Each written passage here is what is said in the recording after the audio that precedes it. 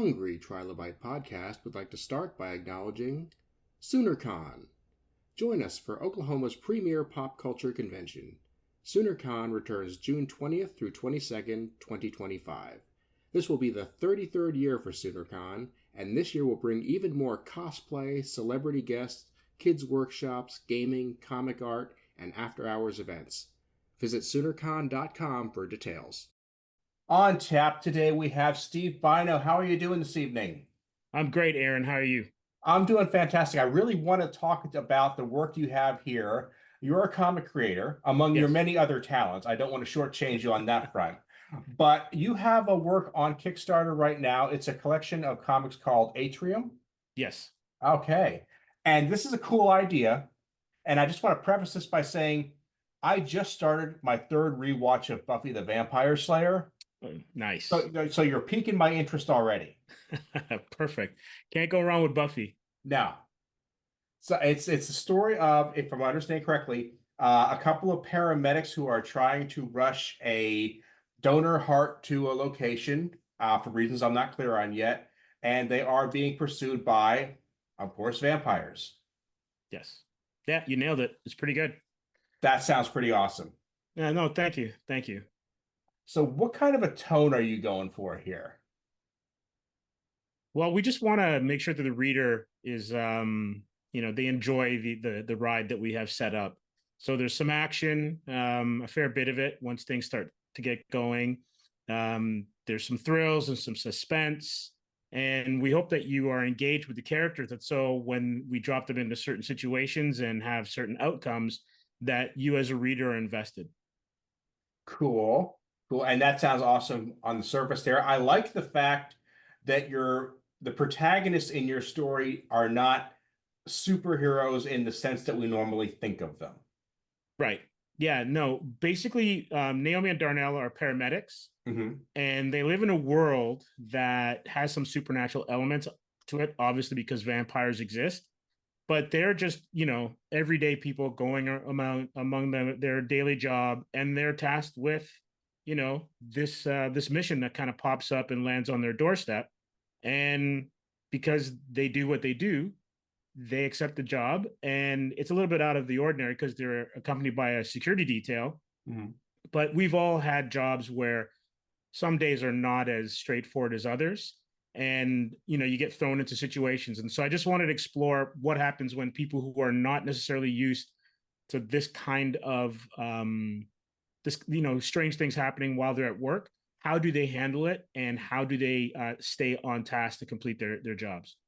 And I think, and I haven't read the book, obviously, but I would really like to get my hands on it really soon. But the first thing that I'm thinking of is that a lot of us have kind of had this moment the past few years with the world being as weird as it's gotten.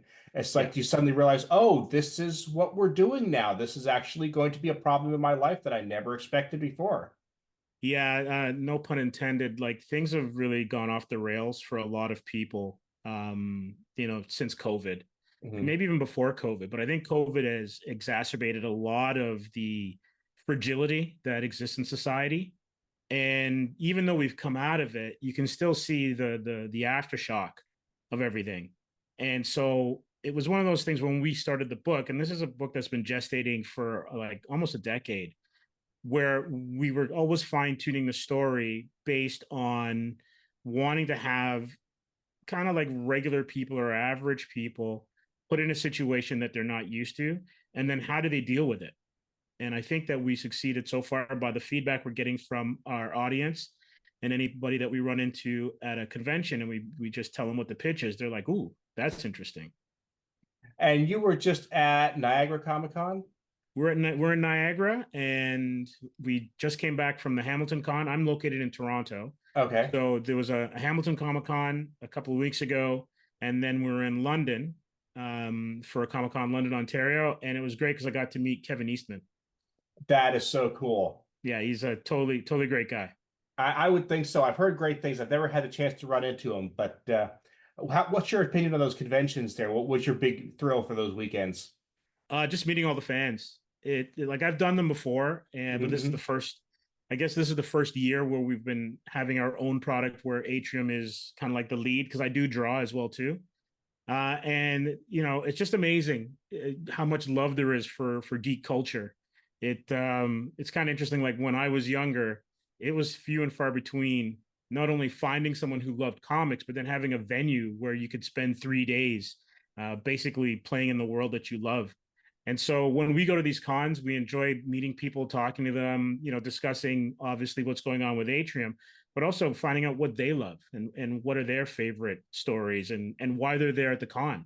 One of the questions we always ask is, what's your highlight so far at the con? And, it's either meeting celebrities or getting their favorite artist to draw something or get an autograph, or even just to pick up an old comic book. So, we really enjoy those kind of events. What you're describing there is exactly the reason this podcast came to be. I did so many cons. I got into that circuit. I started getting into that crowd, and I realized there are so many people that have a story to tell. They're working on something, or fandom has impacted their life, that I said, I have to find a way to get these conversations out there. No, it's great. Yeah, these kind of formats, podcasts, even sometimes as talks as it could be, social media, YouTube, stuff like that. Though these are great avenues to kind of share the love of geekdom. So if you're a cosplayer, it's not just you in your basement or living room, painstakingly putting together a costume, and that only one or two people see. You're actually able to kind of like have Halloween every 2 weeks, depending on how many cons you want to go to. And you get to celebrate the characters, you get to celebrate the lore. I see the Star Trek flag behind you, and I noticed your shirt. So, if you're a Trekkie or if you like Star Wars or whatever your particular love of pop culture entails, you can celebrate that with fellow fans. And that's what I love about those shows.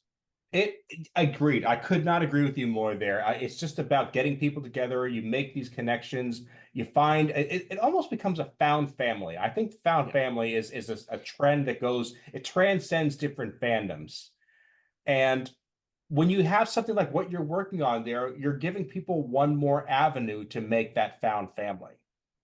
Oh no, definitely. I totally agree. Like I remember when I was younger, waiting, every month, for the cliffhanger to be resolved if I was buying my comic books. Mhm. And then you would, have your conversations with your friends, who's better than who could beat who in a fight, whose villains are better. And that's all community. So like whether it's like you're in a football, fantasy football league, or you play hockey, or you play baseball, or you do Dungeons and Dragons, we're all part of different communities, and sometimes they get the Venn diagram and intersect. But the beauty of being part of like say like a Star Trek group is that you get to discuss what are the best episodes, who's the best captain, what's the best ship, which is the best movie, and those back and forth, as long as it's civil, they help to build community and really helps you then not only just see another side of those programs and of the lore, but also like to connect with people that love the same things that you do. And that's one of the reasons that when I started this chat, I made the little joke about watching Buffy the Vampire Slayer, because I can, from the previews I saw of your work, I could tell it really doesn't hold much similarity to that in terms of tone. It's your work it's a lot grittier, it's a lot more somber, I would say. There's more action, that, but it's still got vampires at the core of it. People who like one are probably going to take a gander at the other. It's a chance to explore a new part of your mind. Oh no, definitely. Like I think of like James Bond films or the MCU.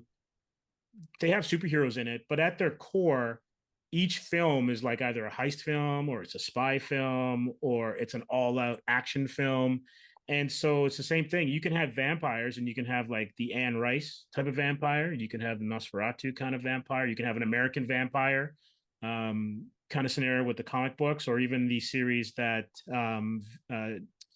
Guillermo del Toro worked on. I can't remember the name of it. It slips my mind at the moment.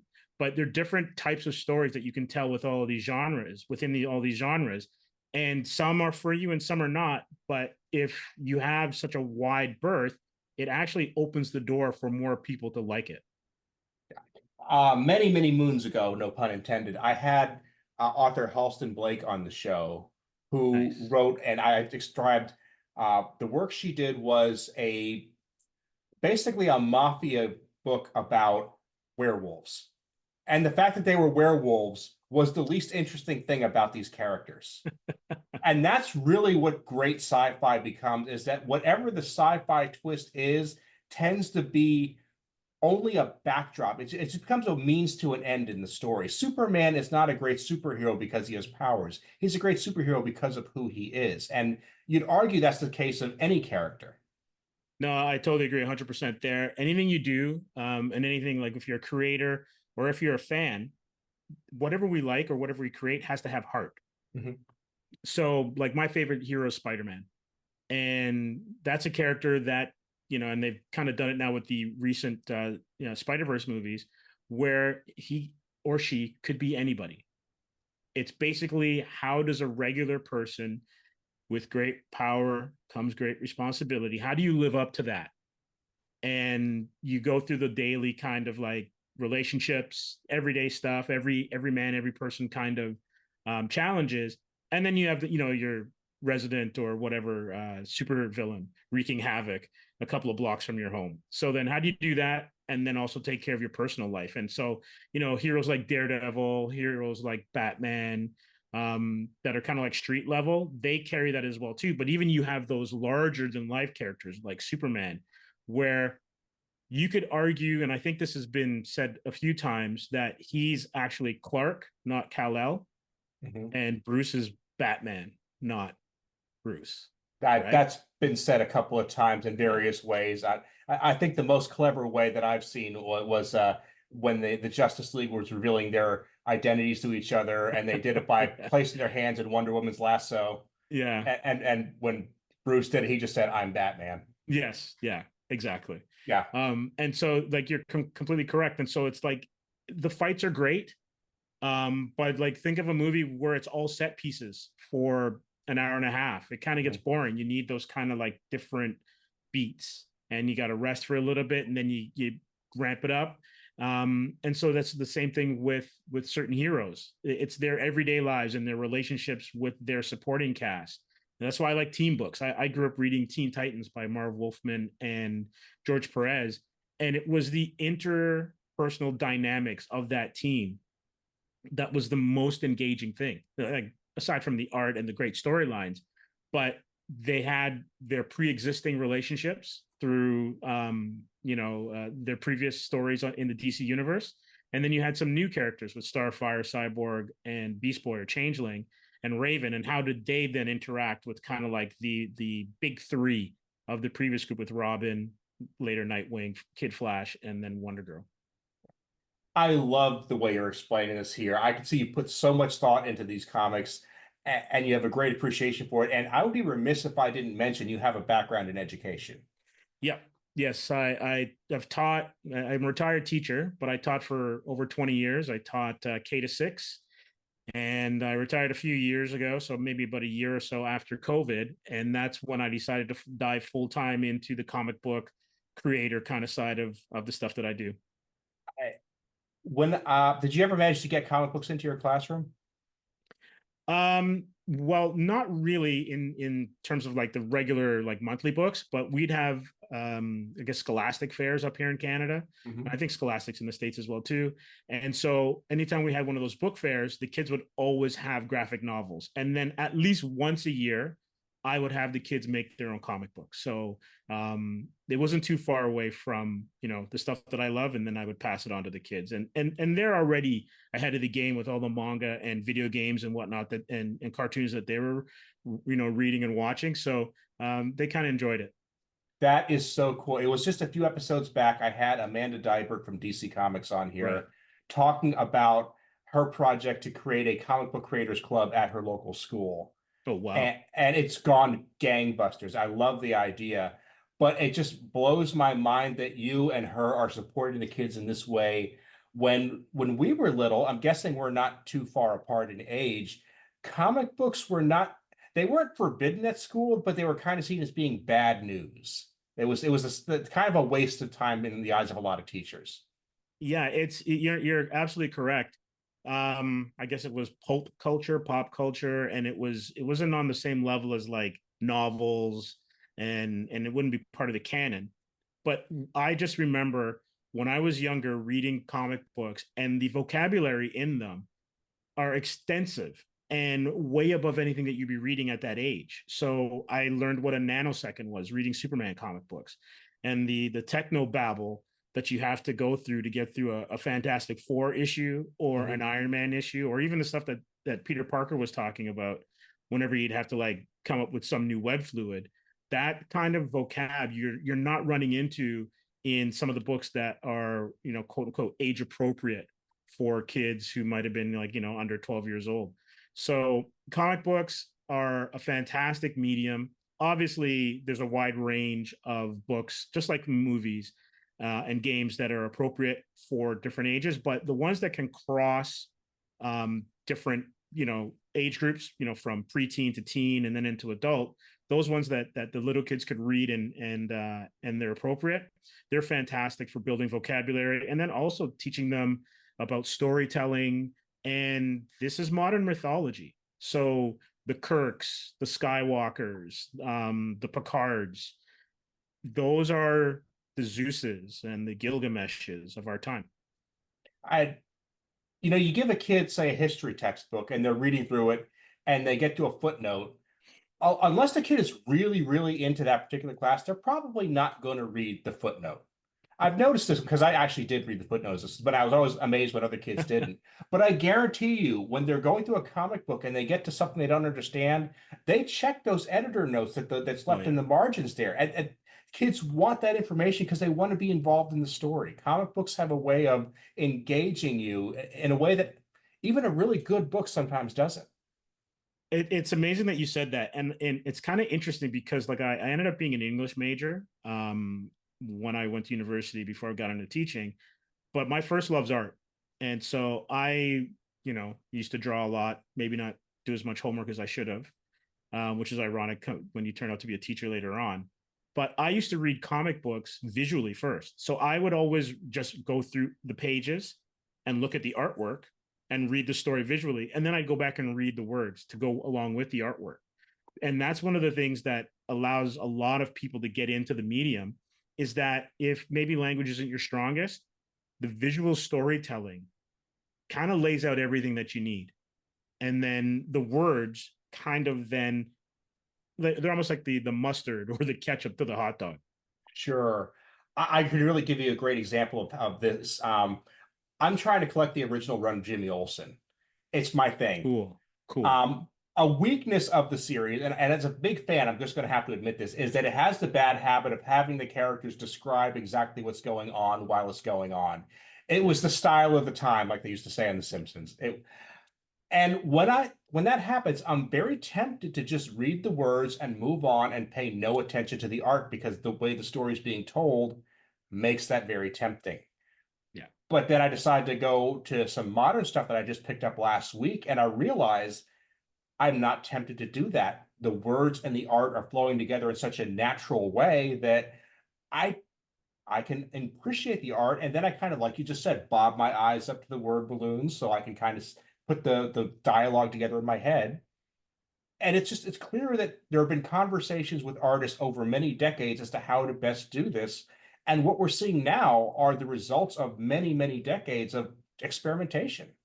Oh yeah, and it's been an evolution as well too, and a lot of influences from, you know, French cartoons and comic books, and obviously Japanese manga. And so what you're getting, especially when you look back to at least the big break for me, was in the 90s, where Image was formed. It became more artist heavy. Whereas, you know, you go back and you read an old book from like the mid to late 70s and even into the 60s, it's text heavy. And so, you know, with everything and every advancement, you lose a little bit. And so while the art was kind of like compromised because of how heavy the text was back in the old books, like in the Silver Age, a lot of the new books, sometimes you can blow through it really quickly, depending on how the pacing is for the words and the art and how intricate it is. And you kind of sometimes can lose a little bit of like the characterization. The one thing that I kind of always loved as a kid was the internal like monologue or dialogue that characters would have, even in teen books, right? And in modern comics, because it's so visual, sometimes you lose a little bit of that. But if you go read an old comic book, like you said with those Jimmy Olsens, you would have a caption where it says, and Jimmy walked into the Daily Planet's office and looked around. And that's what the picture would be. Mm-hmm. So there's a little bit of redundancy going on. A lot of redundancy, and I'm kind of amazed that it went on for as long as it did, but it's a step we had to make to get where we are, and it has its own charm that I can't deny. No, true, but it's kind of like watching like a Hitchcock film or Superman 1 and or even like the old Incredible Hulk TV series. So the focus on character was important because the special effects didn't take over in a lot of those movies. And a lot of stuff I'm sure Hitchcock wanted to do, or they just didn't have the technology, or just wasn't something that you would see until like maybe like the auteurs of the 70s. When you come to film, they would build off of Hitchcock's stuff and the directors that would have come before them, and then make new stories and make them, more vibrant or more vital or truer to the times. And so those old books, yes, and old stories, they can seem a little bit dated, but they're the building blocks to everything that we're reading today. Mm-hmm. Very much so. And so long as we're talking about history and a historical perspective, your comic studio is called Comix Asylum. Yes. Comics spelled with an X. Yes. And comics spelled with an X, it historically has referred to underground independent comics, which were sometimes seen as kind of sketchy. So I was wondering if there was a particular slant you were trying to put on that name there. No, actually, my partner at Comix Asylum, Vaughn Joseph, I got to give him all the credit for doing the X. He does web design. He's a fantastic designer, created the logo for Atrium, and then does all like the nice little design touches within the books. And we actually created Comix Asylum about 10 years ago, and we had it as an entertainment sort of portal. It was first the digital magazine that we would have on the iPad, and we would cover movies and comics and interview people in the industry. And then we migrated that just straight to the web. But we always had a love of comics, and we then pushed it into Comix Asylum Publishing. But the X, it's all Vaughn's fault, and I'm happy for it. Oh yes, it's a nice touch. It's cute. It's memorable. I just kind of wondered if there was a certain reference you were going for that might not be apparent to a lot of people. Yeah, no, I think it was cool. I think because Vaughn has a really cool sense of style. Mm-hmm. And so because he's into that and does a lot of branding for his clients, I think that was probably what was driving him. To be honest with you, I'm not sure we were ever aware of the X being sketchy in terms of like underground comics, which is really cool. I'll have to do some digging on that. Yeah, you can just Google comics with an X there, and you'll find a lot of stuff. I could send you especially on like the Internet Archive. Right. You'll find a lot of those. And when I say sketchy, I'm just saying that back in the days of the Comics Code, when comics were very safe on the newsstand, this is where you put the comics that had the sex and the drugs and the violence. That was what those were all about. Yeah, no, totally. It's kind of interesting, the code. Like those two Spider-Man books that dealt with drugs. I think it was like 97 and 98 or 96 or 97. They didn't have the code, and that was a big huggabaloo. And nowadays, code? What code? Yeah. It was one of those things that I understood why it was there, but it just seemed like there was a much ado about nothing, because comic books were the big scare in like the 50s, and it didn't take, they were still they were considered a waste of time when I was a kid, but they weren't considered dangerous. Right. Like I said to Amanda, it's like, you bring a comic book to school, they're like, well, it's a couple notches above bringing drugs to school, but not by much. Yeah, it's kind of funny. I know I think they burn them like with records as well too, with the rock and roll records. Mm-hmm. There's always this kind of fear of like the counterculture and kids being lost with whatever's like the thing of the age. It's video games now, I suppose, and comics, because of the people that have grown up with them, are now like some of the power brokers in society. They're accepted, right? Yeah. So they have to find a new boogeyman, so to speak. Yeah, comic books are making a lot of people a lot of money, and those things tend to be considered okay. Whether that's right or wrong, it's the truth. Yeah, yeah, it's true. But like when you think about it, I'm sure if Mary Shelley was doing Frankenstein in the 50s and made it as a comic, you know, they'd have some eyebrows for sure raised. Oh, for sure.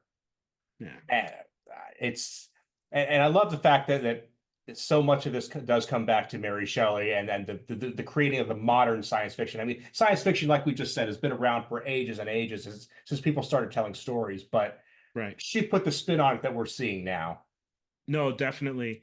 And I think that's the beauty of just having literature and things in the past that we can go back and kind of like see where everything was where the genesis of everything was. I think there's a saying there's only like 7 stories that's ever been told, and we're just retelling them over and over and over again.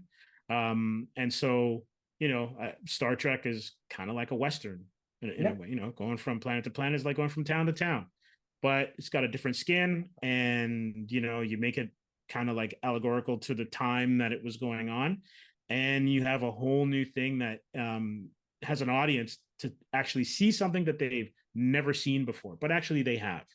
um, and there are countless examples of that throughout throughout literature and pop culture. Yeah. Like just to go back to your book, Atrium here, nobody's ever seen an actual vampire. To the best of my knowledge, correct me if I'm wrong. But what we have lived in a world that is just downright scary, that is collapsing apart. A lot of us feel like we're being hunted. A lot of us literally are in danger for our lives in one way or another. There's elements of your story that do fit into the world we live in that people can relate to. Oh, definitely. I think there's responsibility, there's duty, and you can argue that although there probably aren't real vampires in the world, our jobs can suck us dry. Our family relationships can suck us dry. So there's vampirism in different aspects. And the one thing that we wanted to do with Atrium was, when you have two forces or two opposing forces that kind of collide and have a larger scope than what you see in the story, because in the story it's a 5-issue miniseries, and the story is contained for Darnell and Naomi's mission. But there's a larger world that we'd love to explore, that's out there, and the forces that they're having to deal with, which include the vampire assassins that are on their trail. What do you do? And when you look around the world, there's a lot of unrest right now, whether it's political or societal.